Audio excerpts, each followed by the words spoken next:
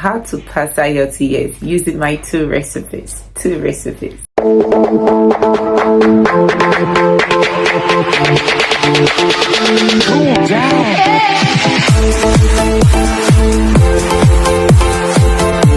I've written IELTS twice now, and on those two occasions I passed them because I applied these two tips, and then I pray, of course, and then study, practice, and all of that. So what are the two things you need to be able to, because a lot of people study, they do every other thing, pray, study, invest their money in all of that, time, resources in the IELTS, and still end up not being able to make it because they probably not understand these two tips yet. Like these two things I'm going to be mentioning, they probably have not gotten a grasp of it, like understand what it fully means and apply it. They have it, but then they probably didn't know that it was needed in it. So that's why I'm going to be making this video today, not to talk about the parts of IELTS, not to talk about the condiments, not to talk about what the investigators are looking for, but to just tell you what you need to be able to get through all the four sections of IELTS, which is the writing, the listening, the speaking, and the reading. All right,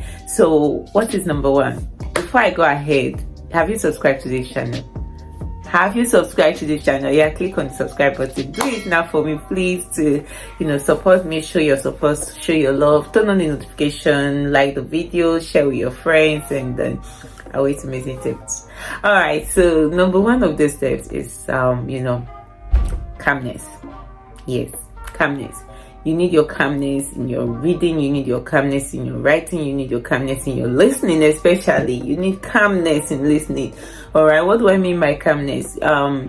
So for instance, starting with listening, you're listening to the audio clip that's been provided, and you're not going to play it back again. You're not going to repeat it for you again. So if you miss one, you miss it. All right, so you have to be at your calmest in that instance to be able to actually get a grasp, because everything they're going to be saying is what they're requesting from you. Like the questions they've asked you is something they are saying in the audio.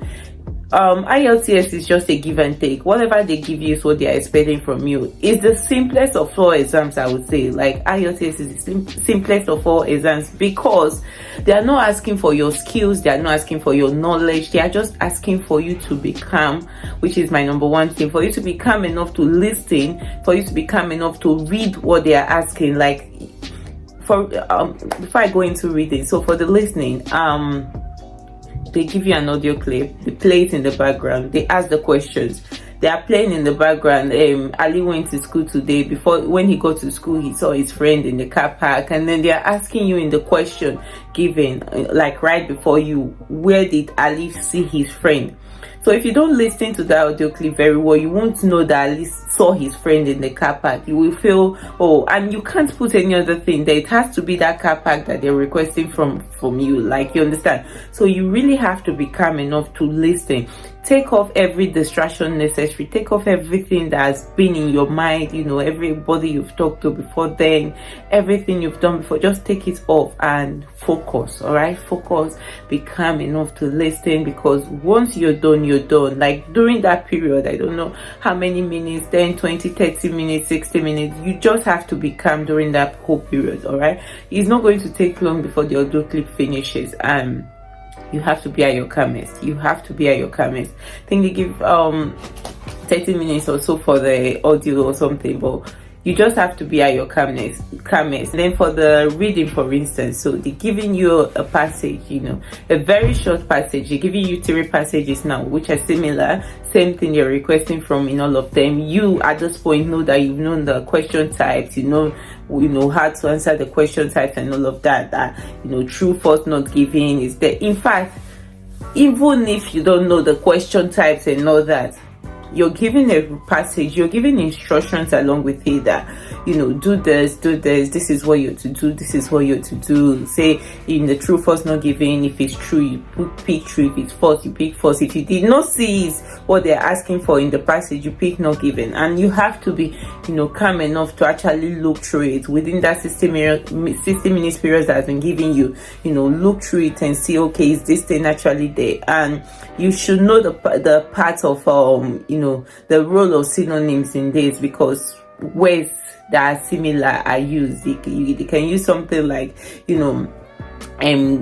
go and something like that. Like they use synonyms a lot. So you make sure that you understand it, and the synonyms they're using, they are not difficult word synonyms. They are simple synonyms, simple words that you should know about. All right. So they give you a passage, and then they give you a short passage, then they ask you questions that follow, and they ask you, like, same thing with Ali went to school, he saw his friend and all of that, and they ask you, they say, so Ali went to school this morning, he saw his friend in the car park, he walked past him briskly and went to the class to study. So they're giving you in the question, Ali went to the museum to study. Not given. Like, not given. Or Ali went to the, Ali went to the class to play first, because Ali went to the class to study. Ali went to this thing, like Ali did not see his friend first, because Ali saw his friend.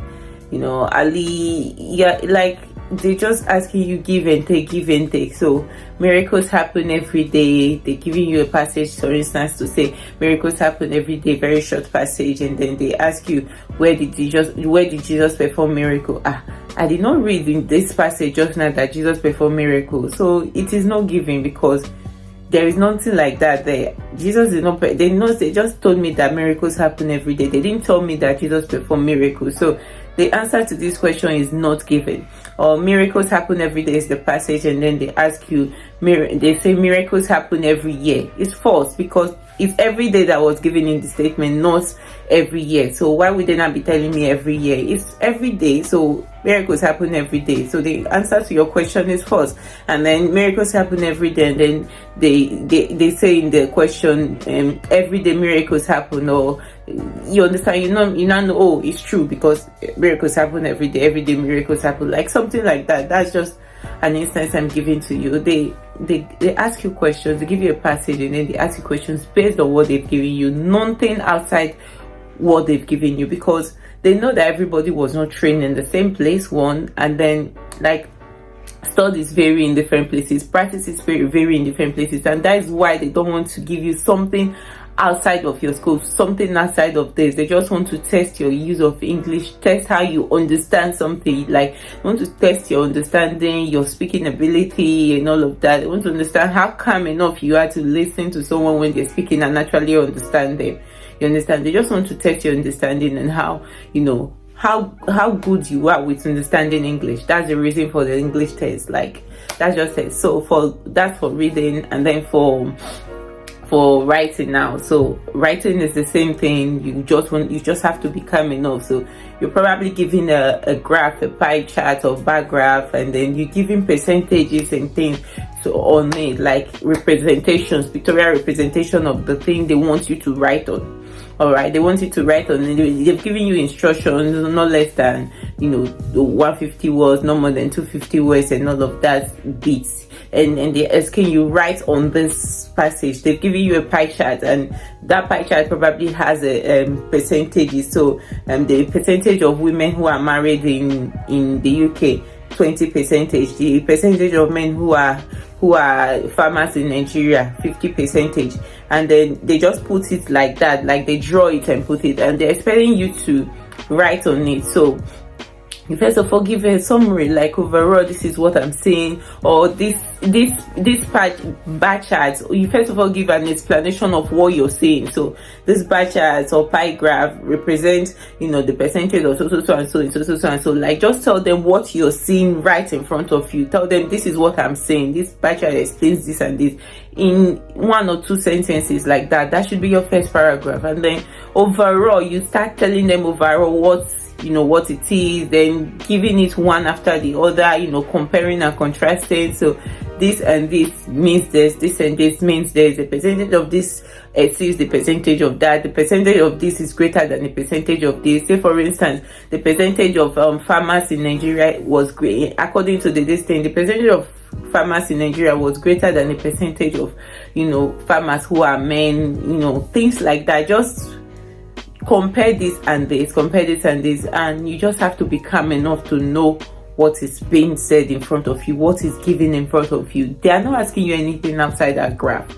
During your writing, they're not asking you anything outside what you're saying right in front of you. Everything they're asking you has been brought in front. It's like they give you the answer, they want you to write it out to them. You understand? They've given you the answer. The answer is sitting in front of you. They want you to spell it out for them. Spell it out for them. At this point, you must have read and understand how to do your writing, how to do your writing task 1, writing task 2. You just have to be calm enough to copy and paste the answer, because literally it's the answer that is sitting right in front of you. That question paper that's been given to you is your answer booklet sitting in front of you. You just have to copy and paste in writing, in words. Copy and paste in writing, in words. They are not asking you to speak big English. They're not asking, yes, you use this complex sentences like if, when, and all of that. If you use if every day now, if I grow up, I'll become a lawyer. If I grow up, that's it's a complex word, it's a complex sentence. So you use it every day. These are the things you know. These are the things you do every day. These are the things you like every day. All right. So they're just requesting it from you at this point. It's not like you don't know it. You know it. I know you know it. We know you know it. We all know it. It's a simple thing. Just be calm enough. Be calm enough to present what you know. Be calm enough to present not even what you know, what you're saying in front of you. You just have to be calm enough to give it back to them. All right. And that's for writing. Then for the speaking, which brings me to the number 2 tip, is confidence. All right. You need confidence in your speaking. You need confidence to be able to present to them, to be able to speak clearly to them, to be able to speak, with confidence, with your head high, your shoulders raised, wear your shoulder pad on that day you're going there. Wear your shoulder pad, because you're there to represent yourself. You're there to tell them, this is who I am. This is how I speak. This is what I know. Like, they're not going to be asking you, things related to your field, your career. They're not going to be asking you questions like, okay, for instance, you're an engineer. They're not going to be asking you where the gearbox is located. They're just asking you simple questions because they want you to represent yourself with words, like be able to speak. All right. So for instance, the questions they're going to be asking you, say, talk about history and all that. You don't have to actually know history to talk about history.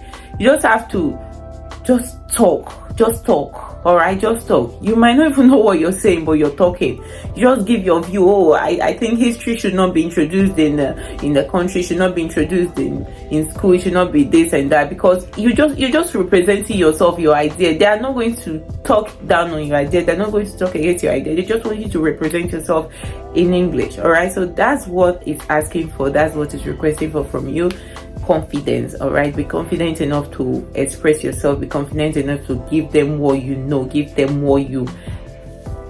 I keep using what you know, but it's not really what you know. It's about how you're able to, bring yourself forward. And if, for instance, you miss points, just move ahead. Like, transition smoothly. Just transition smoothly. Say, you were saying something and then, I forgot what I was supposed to say in this, then I forgot what I need to say. Don't cram. So just transition smoothly. Like, quickly go on to the next thing. Go on to the next topic. If you feel you don't know much about a topic that is being asked, about history that they're asking you to dwell on, you can just, say it smoothly in such a way that you transition to another thing that that you're able to speak confidently on.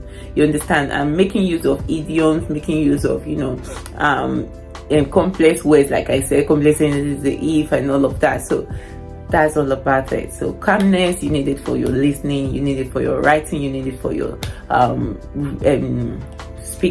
reading, writing, and listening. And then for your confidence, you need it for your speaking. You need the confidence for speaking, you need the calmness for listening, reading, writing. I hope this video was helpful. I really can't wait to see your testimonies, after watching this video. Go go tell them what you know. Go tell them the stuff you made of. All right, and I can't wait to see you next time. By the way, don't forget to subscribe to this channel. Thank you for watching. Have a nice day. Bye.